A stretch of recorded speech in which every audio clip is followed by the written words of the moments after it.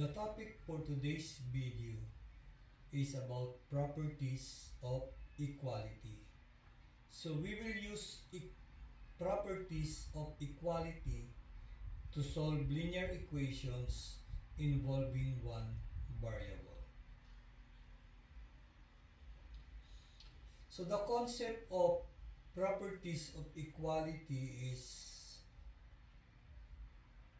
whatever will be done on one side of the equation will also be done to the other side, no? To avoid envy and jealousy and to practice fairness.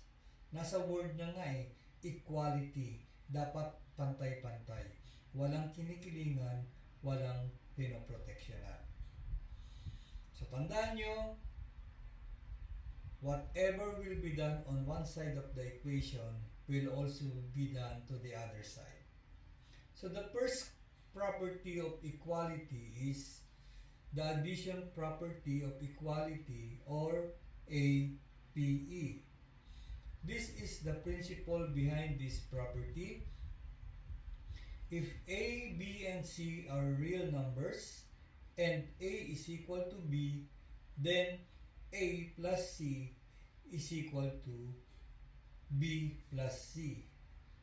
So A is equal to B. So if we will add C to one side of the equation, we will also add to the other side. Kaya naging A plus C equals B plus C. Now this is the example. Example 1. X minus 8 equals 5.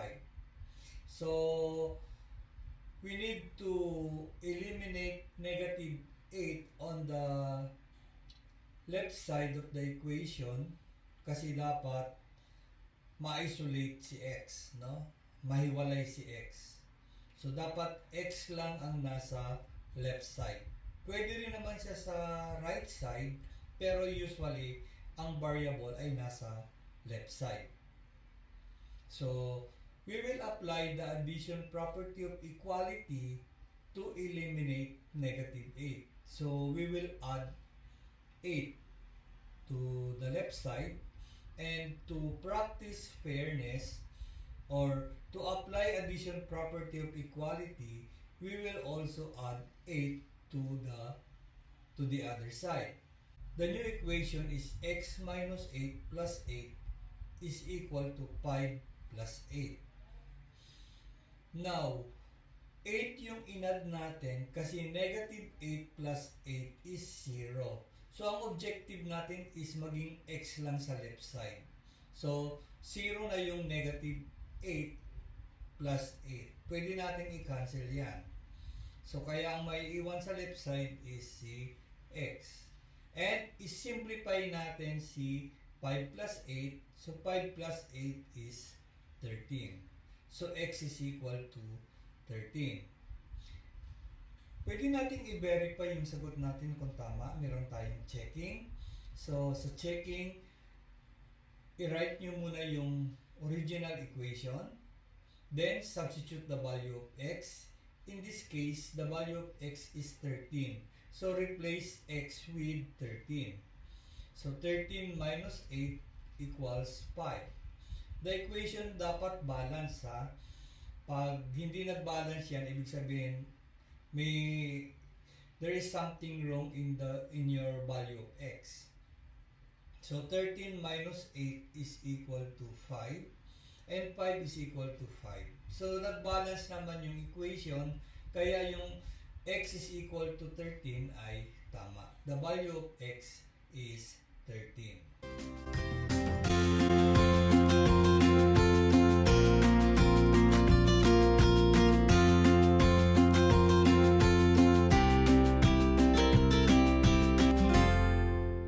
Example number 2.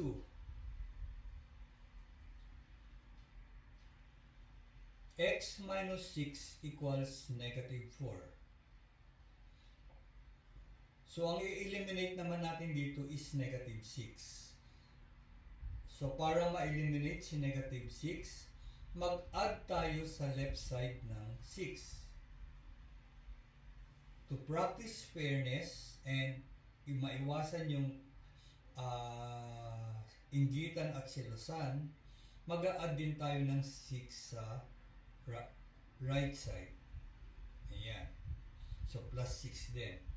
So, this will be our new equation. X minus 6 plus 6 equals negative 4 plus 6. Isi-simplify na natin. Negative 6 plus 6 is 0. So, pwede na yan i-cancel. Then, may iwan sa left side is si x na lang. And, simplify natin yung negative 4 plus 6. So, pwede tayong kumanta ng integer song. Different sign subtract. Copy the sign of the bigger number. 4 is negative, 6 is positive. So, magkaiba sila ng signs. Sabi sa song, subtract. So, 6 minus 4 is 2. Then, copy the sign of the bigger number. Positive yung bigger number. So, positive 2. So, no need to write yung positive sign. So, pwedeng 2 na lang. So, i-verify natin kung tama yung ating value ng x. So, replace natin sa original equation si 2. Ayan, sa x. So, magiging 2 minus 6 equals negative 4. So, pwede ulit kumanta ng integer song. 2 is positive. 6 is negative. So, different sign subtract. 6 minus 2 is 4.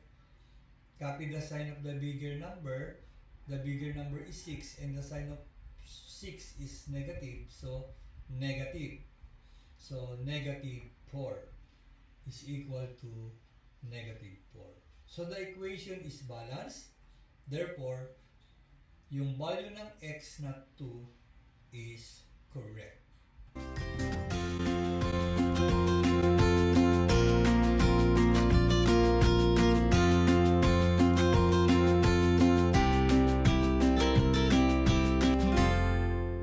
Now, the second property of equality is subtraction property of equality, or in short, this is SPE. So, ito ang principle behind this property.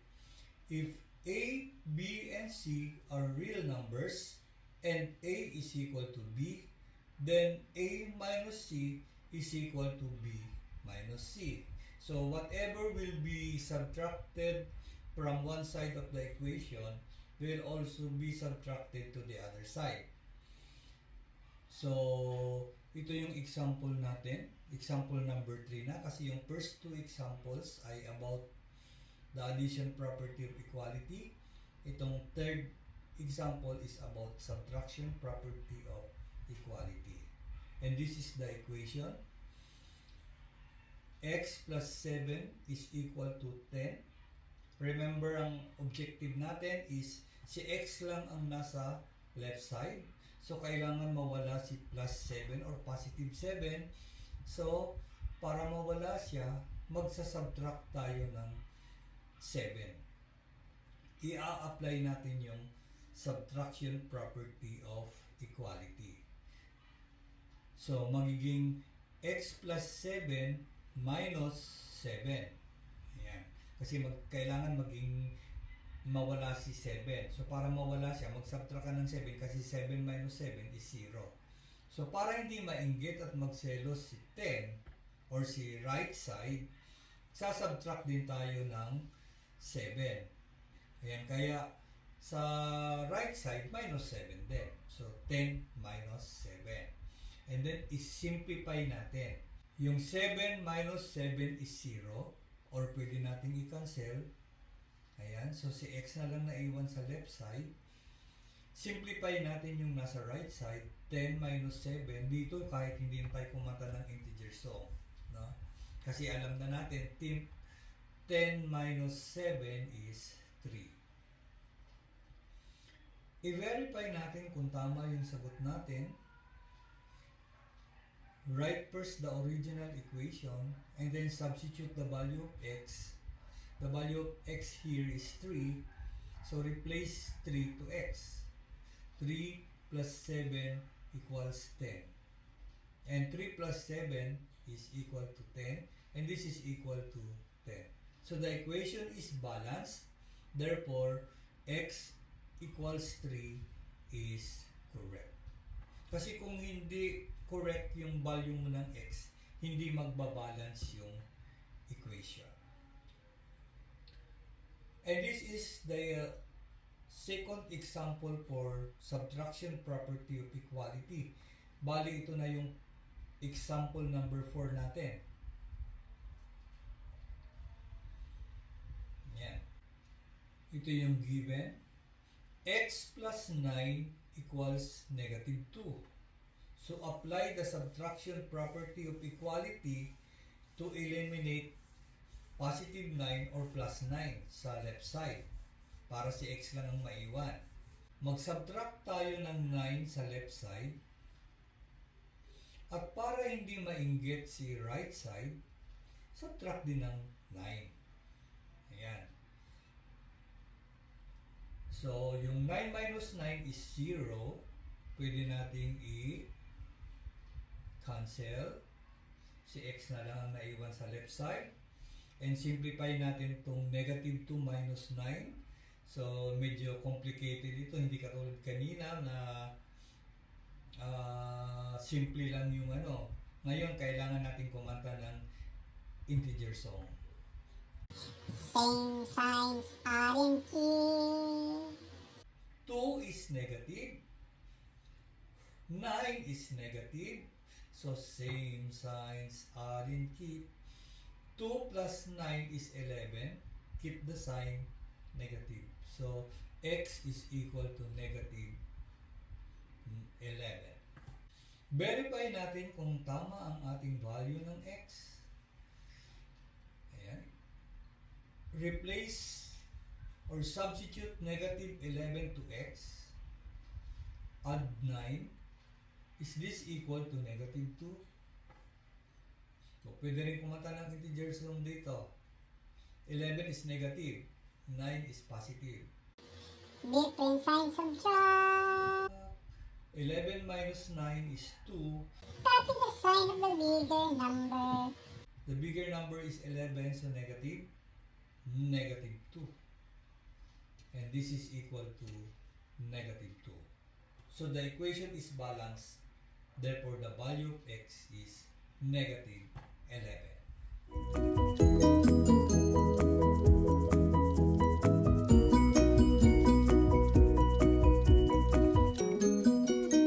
Now, this is the third properties of equality. The multiplication property of equality or MPE.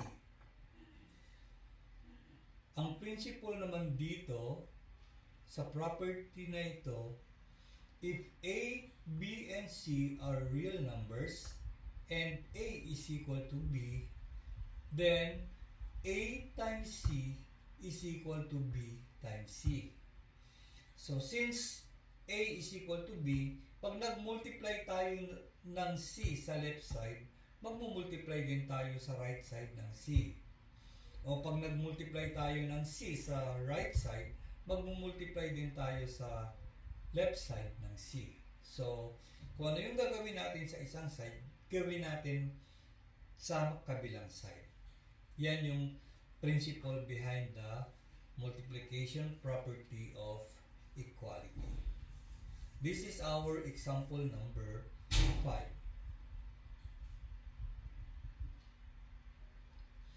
X over 4 is equal to 6.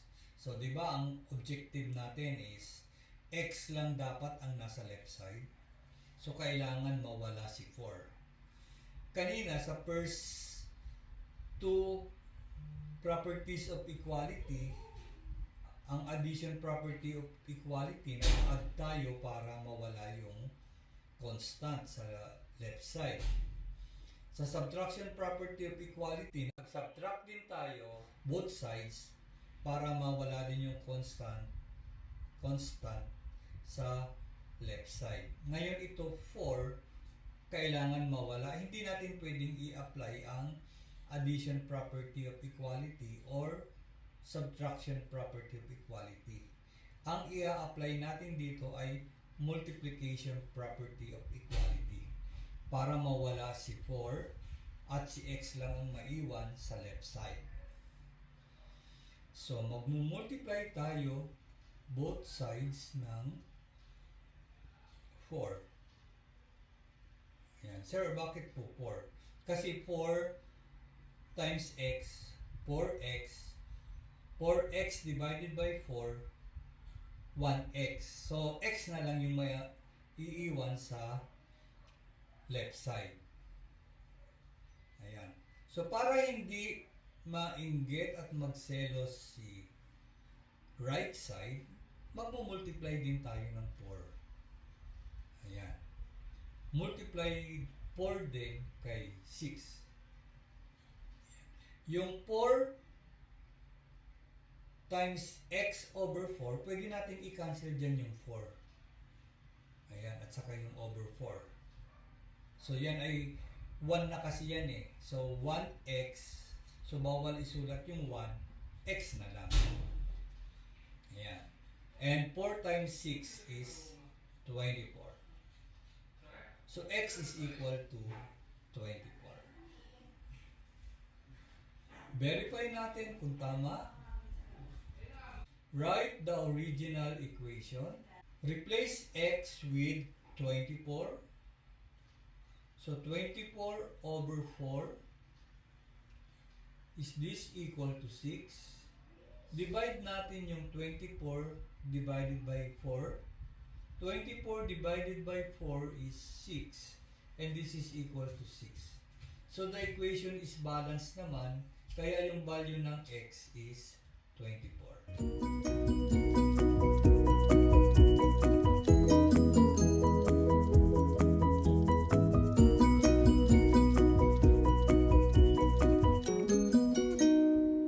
Yan yung example number 5. Let's go to example number 6. Example number 6 is x over negative 2 equals negative 9. So, we need to eliminate negative 2. To eliminate negative 2, apply the multiplication property of equality. So, we will multiply both sides of the equation by negative 2. Ayan. To avoid envy and jealousy, and to practice fairness, multiply also negative 2 to the right side. Ayan.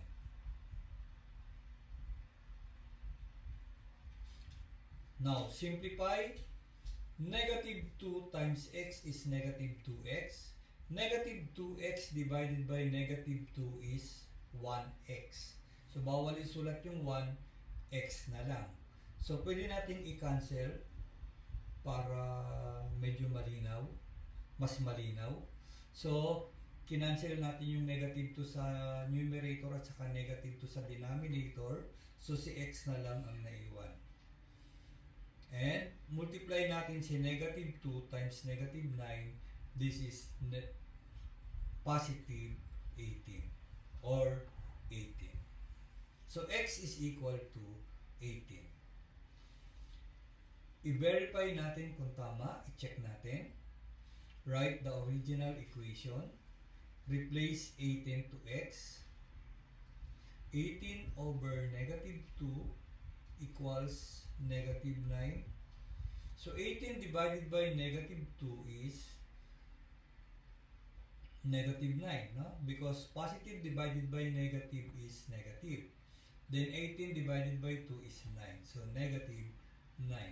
And negative 9 is equal to negative 9. So, dapat balance ang equation. In this case, balance naman. That means, tama yung value ng x natin na 18.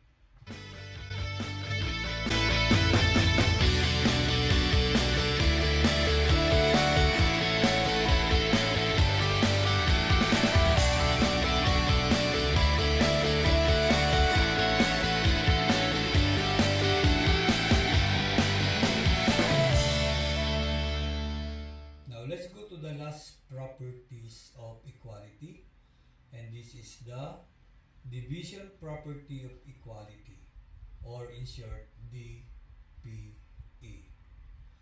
And this is the principle behind this property. If A, B, and C are real numbers and A is equal to B, then A over C is equal to B over C. Fraction signifies division, no? Kaya yan same lang sa A divided by C over B divided by C. And C should not be equal to 0. Kasi pag ang C mo is not equal to 0, yan ay hindi real number. So, C is a non-zero number. And this is the example number 7. 3x is equal to 27. Kailangan x lang nasa left side, mawala si 3, hindi pwedeng burahin. I-apply natin ang division property of equality to mawala si 3, para mawala si 3. So we will divide both sides of the equation by 3. Ayan. So nag-divide tayo sa left side ng 3 to avoid envy and jealousy and to practice fairness. Di-divide din tayo ng 3 sa right side. Ayan. Tapos i-simplify natin. 3 divided by 3 is 1. So magiging 1x na lang. So x na lang. Or pwede natin i-cancel. Yan. X na lang ang naiwan. 27 divided by 3 is 9. So x is equal to 9. I-verify natin kung tama. The original equation is 3x equals 27. So, replace x with 9 kasi yun yung value ng x. Is this equal to 27? 3 times 9 is 27. And 27 is equal to 27. So, balance ang equation. The value of x is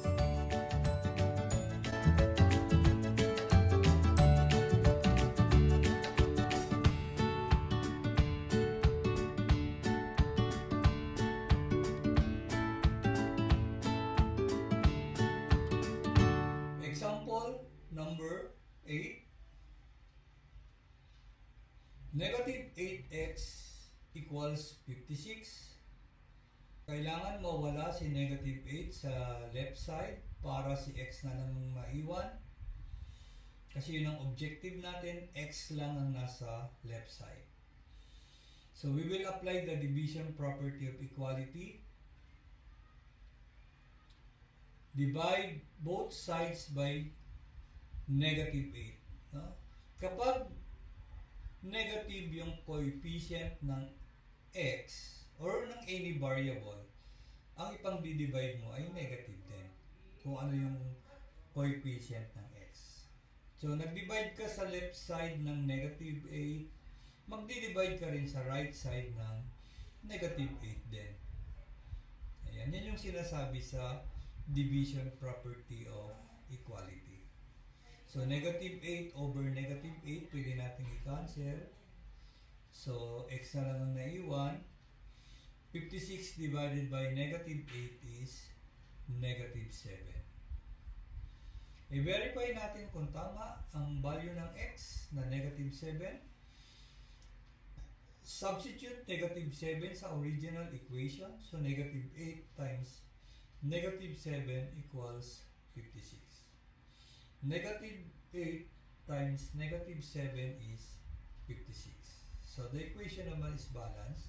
Therefore, the value of x is equal to negative 7.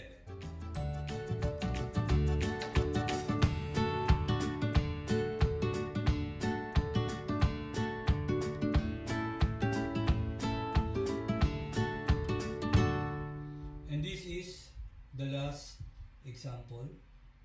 under the division property of equality. Negative x equals negative 11. So dito, sa equation na ito, negative x equals negative 11, pwede mo ring i-apply ang multiplication property of equality. Pwede rin yan. Mag-multiply ka ng negative 1 both sides. No? Pero kasi ito under division of property of equality. So, ang ipapakita ko yung division property of equality. So, we will divide both sides of the equation by negative 1. Kasi ang coefficient ng x ay negative 1. Invisible nga lang yung 1 kasi bawal isulat ang 1. Kaya divided by negative 1. So para hindi mainggit si negative 11, divide negative 1 din. Negative 11 divided by negative 1. So i-divide natin yung negative invisible 1 divided by negative 1 is 1. So 1x na lang yan. Or pwede natin i-cancel. Hindi kasama si x ay i-cancel ha. Kaya si x nandiyan pa rin. Ayan. Negative 11 divided by negative 1 is 11. Now, verify your answer if it is correct. Negative x equals negative 11. Yan yung original equation. Replace 11 to x. So, yung negative, negative pa din yun. Then, yung x mo is positive 11. Is this equal to negative 11? Negative invisible 1, no? May invisible 1 yun sa labas ng parenthesis. Negative invisible 1 times 11 is negative 11. And this is equal to negative 11. So, the equation is balanced. Therefore, yung x na equal to 11 is correct.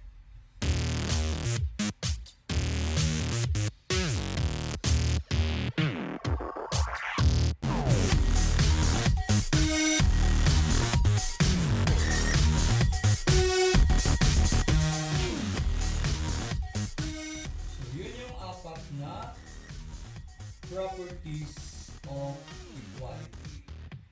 The addition property of equality or APE, the subtraction property of equality or SPE, the multiplication property of equality or MPE, and the division property of equality or DPE. So we will use these properties to solve linear equations involving one variable. And that will be our next topic.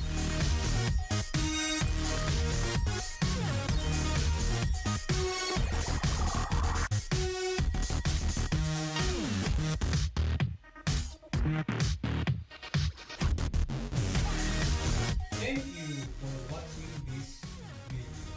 Kung hindi ka pa nakaka-subscribe, kung bago ka pa lang sa channel na ito, please click the subscribe button. Idamay mo na rin yung notification bell para tuwing mag-upload ako ng video ay ma-notify ka. And i-bonus mo na yung like button. Kumpletuhin mo na. Again, salamat. Maraming salamat. Bye!